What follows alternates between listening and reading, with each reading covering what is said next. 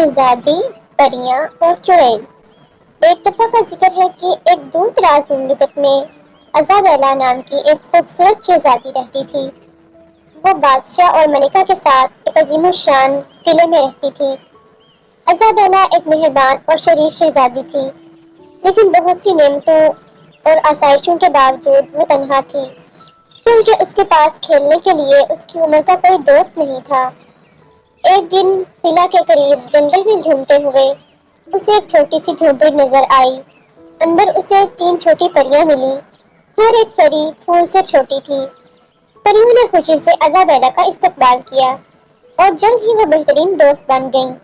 وہ ہر روز جنگل میں اکٹھے کھیلتی تھی۔ پریوں نے ایزابیلا کو بہت سی چیزیں سکھائی تھیں، جیسے کہ جانوروں سے کیسے بات کرنی ہے اور جنگل میں چھپے ہوئے خزانوں کو کیسے تلاش کرنا ہے۔ ایزابیلا اپنی دوستوں کے ساتھ بہت خوش تھی، لیکن ملکہ اپنی بیٹی پر پریوں کے اثر و رسوخ کو پسند نہیں کرتی تھی۔ اس نے ایزابیلا کو ان سے دور رہنے کا حکم دیا۔ ایزابیلا دل شکستہ تھی اور نہیں جانتی تھی کہ کیا کرے۔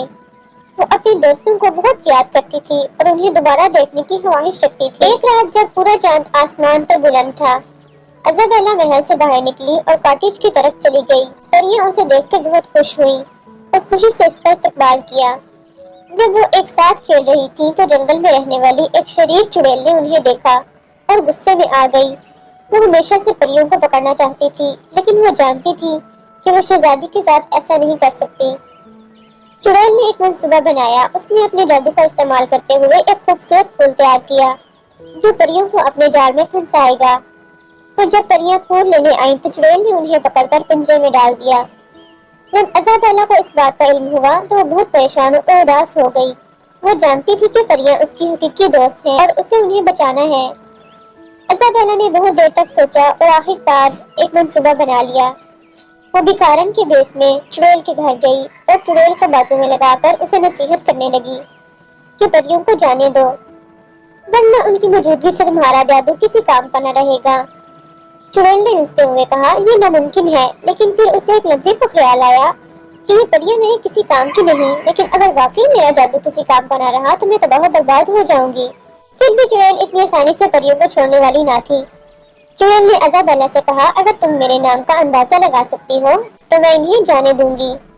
ایزابیلا نے بہت سوچا اور اسے ایک کہانی یاد آئی جو اس کے والد نے اسے زومبیا سمبیلا نامی ایک شریر چڑیل کے بارے میں سنائی تھی۔ اس نے نام کا اندازہ لگایا اور وہ سچ ثابت ہوا، اور چڑیل اتنے غصے میں تھی کہ اسے کچھ سمجھ نہیں آ رہا تھا۔ بھکارن کے منہ سے اپنا نام سن کر اس نے پریوں کو پنجرے سے آزاد کرتے ہوئے اپنا ہی جادو توڑ دیا۔ پریاں بہت خوش ہوئی اور انہیں بچانے پر ایزابیلا کا شکریہ ادا کیا۔ پریوں نے اسے بتایا کہ وہ اب تک کی سب سے بہادر اور مہربان شہزادی تھی۔ اس دن سے ایزابیلا اور پریاں بہترین دوست بنی رہیں۔ اگرچہ ملکہ پھر بھی یہ ناپسند کرتی تھی، لیکن ایزابیلا جانتی تھی کہ اسے ننھی پریوں کی صورت میں سچے دوست مل گئے ہیں۔